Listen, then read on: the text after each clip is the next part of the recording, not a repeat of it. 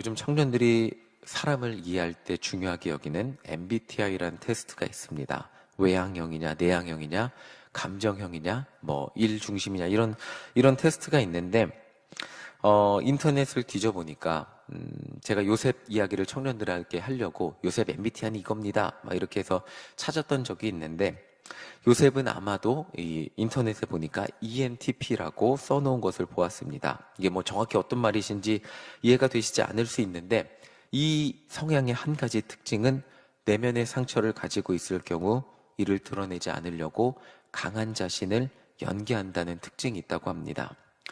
애굽의 총리가 된 요셉은 음식을 구하려 이집트까지 온 형들을 만났는데 형들에게 곧바로 자신이 누구인지 드러내지 않고 아주 강하게 형들을 몰아붙였습니다.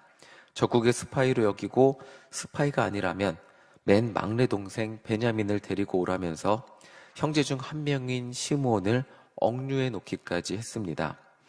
이렇게 강한 모습으로 형들을 압박한 요셉이지만 사실 요셉의 입장이 돼보면 형들을 다시 만나고 과거에 자기를 팔아넘겼던 형들을 다시 만났을 때 어떻게 해야 할지를 몰랐을 수도 있겠다는 생각을 해보게 됩니다. 제가 요셉이라면 이 형들을 용서해야 돼? 아니면 받아줘야 돼? 아무 것 없이 그냥 받아줘야 돼? 벌을 줘야 돼? 그래도 가족인데. 정말 수많은 생각이 오고 갔을 것입니다. 지나간 세월에 대한 원망의 마음과 가족을 향한 애틋한 마음, 이 두 가지 마음이 이러지도 못하고 저러지도 못하게 만들었을 수 있겠다는 생각을 해보게 됩니다.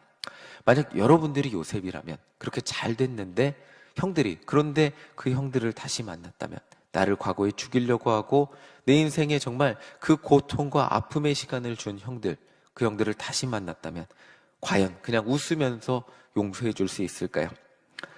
내 말 한마디면, 그런데 내 말 한마디면 저 형들 이제는 죽일 수 있는, 그냥 쥐도 새도 모르게 잡아가서 죽일 수 있는 그런 위치에 있다면 어떻게 할 것인가, 참 수많은 생각이 오고 갈 수 있을 것 같습니다.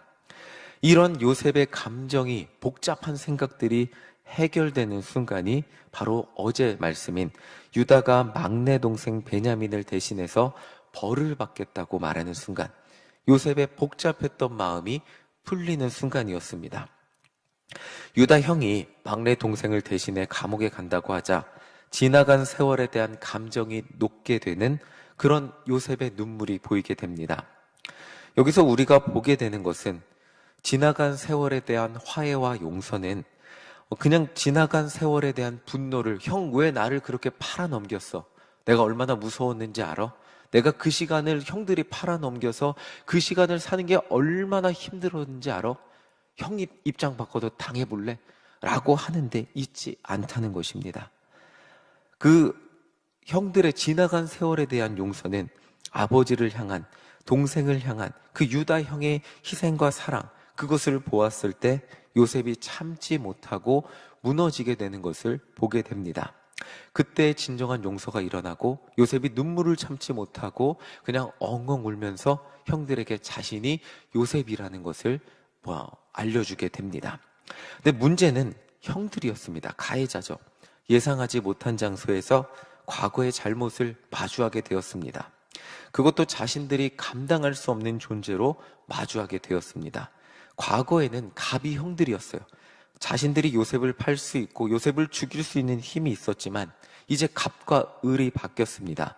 요셉이 자신들을 향해서 명령 한마디만 하면 자신들은 죽을 수밖에 없는 그런 위치에 있었습니다. 형들 입장에서 지금 요셉을 만난 게 복일까요, 화일까요? 제가 형이라면 아마 이것을 화로 느꼈을 것입니다. 재앙에 가까운 순간이라고 생각이 됐겠죠. 요셉은 이런 상황에서 형들에게 이렇게 말합니다. 우리 5절 함께 읽어보겠습니다. 5절입니다. 시작. 당신들이 나를 이곳에 팔았다고 해서 근심하지 마소서, 한탄하지 마소서. 하나님이 생명을 구원하시려고 나를 당신들보다 먼저 보내셨나이다. 예상하지 못한 상황이죠. 그리고 예상하지 못한 장소에서 과거에 자신들이 죽이려고 했고 팔아넘긴 요셉을 만난 그 형들은 아마도 두려움이 굉장히 컸을 겁니다. 그 이유는 그 형들이 정말 과거의 양심의 가책이라는 그것을 마주하게 된 그것도 있겠지만 피해자인 요셉이 갑으로 나타났기 때문에 훨씬 더 두려웠을 것입니다. 그래서 요셉은 형들에게 이렇게 말을 합니다. 먼저 형들이 요셉에게 한 잘못을 이야기하죠. 맥락상 근데 형들의 잘못을 탓한다기보다는 이 형들이 했던 어떤 그 자신들의 잘못에 대한 두려움을 없애주기 위해 언급한 것 같이 보입니다.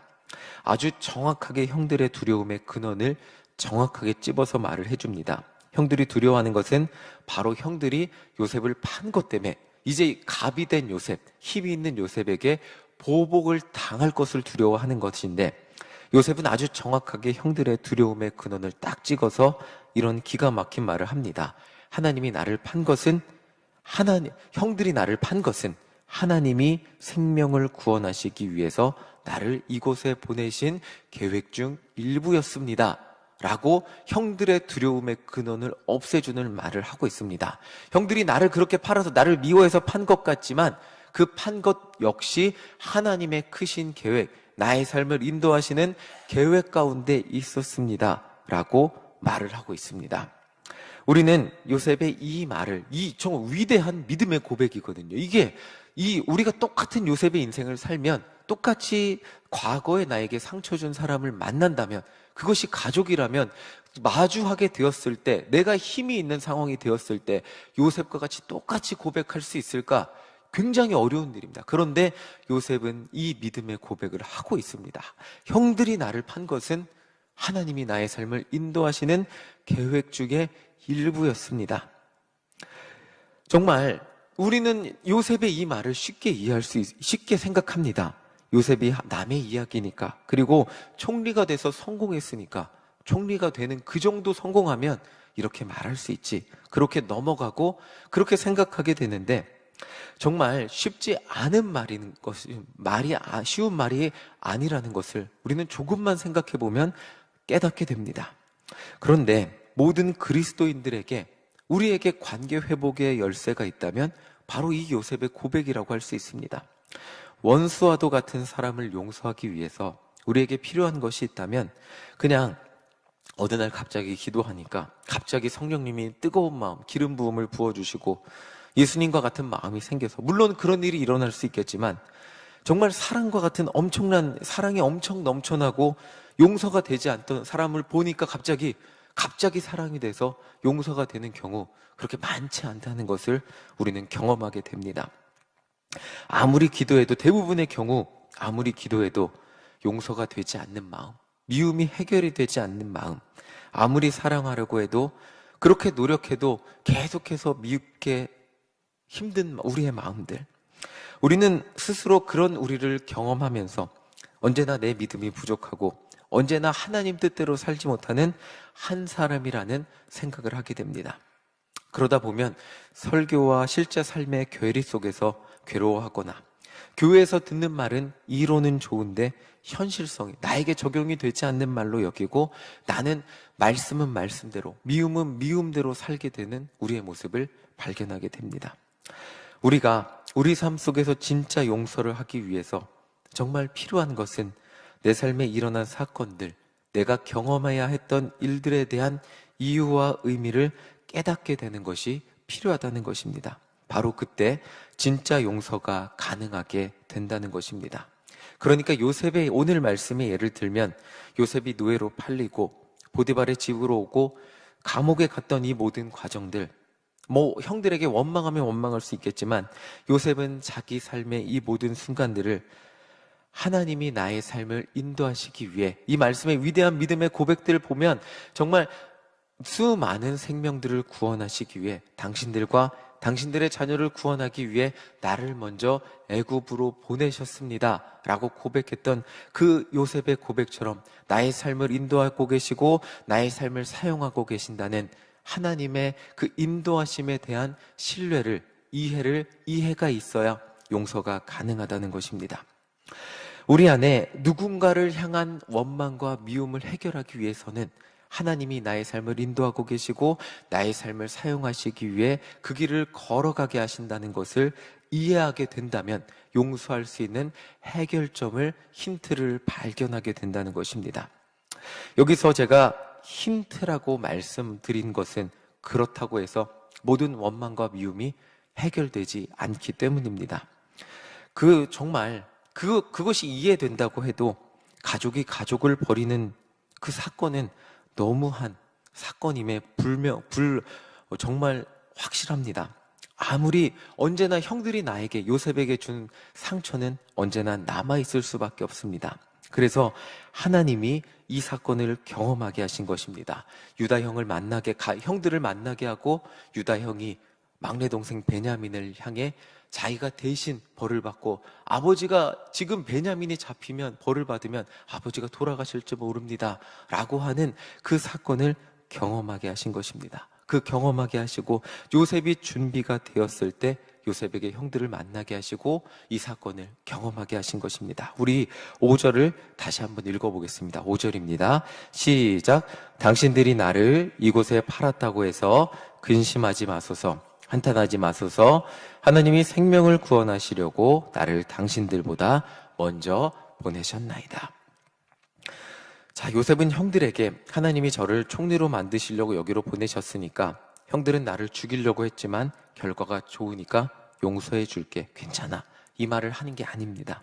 요셉이 하는 말은, 다시 말씀드리지만, 형들이 나를 팔아넘긴 것 같지만 지나고 보니 이 모든 것이 하나님의 계획 가운데, 생명을 구원하시려고 나를 보내신 그 계획 가운데 있었습니다. 저에게 일어났던 나쁜 일도 좋은 일도 모두 하나님 계획 가운데 있던 거고, 결국 제가 17살에 꾸었던 꿈을 이루어 주시는 분이라는 것을 고백하고 있는 것입니다. 바로 이 고백이, 이 요셉이 마음에 품고 있던 이 고백이 형들, 변한 형, 특히 변한 유다 형의 모습을 보았을 때 마음이 녹게 되고 고백하게 되는 것입니다. 하나님은 우리에게 우리의 마음이 준비되어서, 하나님의 은혜란 무엇일까? 원수를 사랑하고 용서할 수 있는 우리의 마음의 준비가 되었을 때 하나님은 요셉이 경험한 것처럼 이 기회를 우리에게도 허락하신다는 것입니다. 이 시간 우리가 버려야 될 오해가 있다면, 내게 일어나는 어려움, 상처, 관계의 아픔, 이런 것들이 내가 무엇을 잘못했거나, 내가 그 일순간의 선택을 잘못해서, 단순히 내가 꿈을 꿨는데 형들한테 자랑만 하지 않았다면 팔려오지 않았을 거잖아 라고 그냥 그렇게 단순히 내 탓을 해서, 그런 것들, 이런 오해에서 벗어나 하나님은 내 삶을 인도하시고 만드신 그 손길을 바라볼 때, 이런 내 삶이 지금 이렇게 살고 있다는, 내 삶에 만족하지 못하고 내 삶에 상처가 있다는 이런 오해에서 벗어날 수 있게 된다는 것입니다. 요셉은 형들에게 이렇게까지 말을 합니다. 우리 8절 함께 읽어보겠습니다. 8절입니다. 시작. 그런즉 나를 이리로 보낸 이는 당신들이 아니요 하나님이시라. 하나님이 나를 바로에게 아버지로 삼으시고 그 온 집의 주로 삼으시며 애굽 온 땅의 통치자로 삼으셨나이다. 이렇게까지 고백을 합니다. 자신을 애굽으로 오게 한 사람이 하나님이라고 고백을 하고 있습니다. 하나님의 손길을 인정하며 정말 자신의 삶에 가장 힘든 그 순간을 경험해야 됐지만 그 원망의 모든 마음을 형들에게 쏟아내지 않고 나의 삶을 인도하시는 하나님의 손길 가운데 선하신 하나님, 그러니까 이 원망을 하나님께 쏟아낸 게 아니고요, 나의 삶을 인도하시는 선하신 하나님의 손길, 이게 굉장히 중요합니다. 하나님, 내 삶이 왜 이렇게 지긋지긋하고 힘들고 왜 이렇게 어려움을 겪었어야 합니까? 총리가 된 건 좋지만 지나온 세월이 너무 아팠고 힘들었습니다 라고 지나간 세월에 대한 모든 원망을 형들이 아닌 하나님께 쏟은 것이 아니라 내 삶을 인도하신 선하신 하나님인 것을 내 삶에 겪은 고난마저도 선하신 하나님의 손길이었음을 인정하는 그 요셉의 고백 가운데 요셉의 자신의 삶을 긍정적으로 용서할 수 있는 그런 열쇠가 있다는 것입니다. 그리고 하나님이 주신 기회 가운데 요셉은 그동안 하나님이 이 형들을 만난 기회를 주셨잖아요. 그렇기 때문에 지금까지 총리가 되었어도 정말 가족과의 화해라는 이 애굽의 총리가 되었어도 화해하지 못했던 그 마음의 아픔을 털어낼 수 있는 기회를 얻게 됩니다. 우리 14절, 15절 함께 읽어보겠습니다. 14절, 15절입니다. 시작. 자기 아우 베냐민의 목을 안고 우니 베냐민도 요셉의 목을 안고 우니라. 요셉이 또 형들과 입맞추며 안고 우니 형들이 그제서야 요셉과 말하니라. 총리가 되었어도 세계 최고의 힘을 가졌어도 해결하지 못했고 또 해결하지 않았던 가족에게 버림받았던 그 아픔을 눈물로 하나님이 주신 은혜 가운데 해결하는 장면입니다. 하나님의 은혜란 무엇일까요? 내가 힘이 생기면 언제든지 요셉 정도의 힘이라면 정말 형들을 벌줄 수 있었습니다. 그런데 그렇게 하지 않았습니다. 눈물로 화해합니다. 이 갑이 된 요셉이 형들을 안아주죠. 하나님은 요셉에게 가족과 하나 될 수 있는, 가족을 용서할 수 있는 기회를 주셨고, 이게 정말 요셉에게 감사한 것이 무엇이냐면 과거의 눈물과 아픔을 사랑과 하나됨과 화해로 넘어설 수 있는 그 기회가 되었다는 것입니다. 자, 이제 마지막으로 한 가지 더 살펴볼 것은 기가 막힌 야곱의 인생입니다. 야곱이 뭐를 대체 잘못했길래 가장 사랑하는 아들이 죽었다고 여기면서 살아야 됐을까요? 누구도 야곱 인생 말년에 닥친 슬픔과 아픔을 해석해 줄 사람은 없을 것입니다. 그런데 그 아픔과 슬픔을 견디며 살다 보니 뜻밖의 기쁨이 찾아왔습니다. 28절 우리 함께 읽어보겠습니다. 28절입니다. 시작. 이스라엘이 이르되 조카도다. 내 아들 요셉이 지금까지 살아있으니 내가 죽기 전에 가서 그를 보리라 하니라. 사랑하는 아들의 죽음, 그 죽음을 마음에 묻고 살다 보니까 기대하지 않았던 기쁨을 마주하게 됩니다. 요셉이 살아있대요. 애굽의 왕 바로가 보낸 병거까지도, 이게 꿈입니까 현실입니까? 자신을 데리러 왔습니다. 하나님의 계획 가운데 아버지 야곱도 뜻밖의 기쁜 소식을 살아서 듣게 됩니다.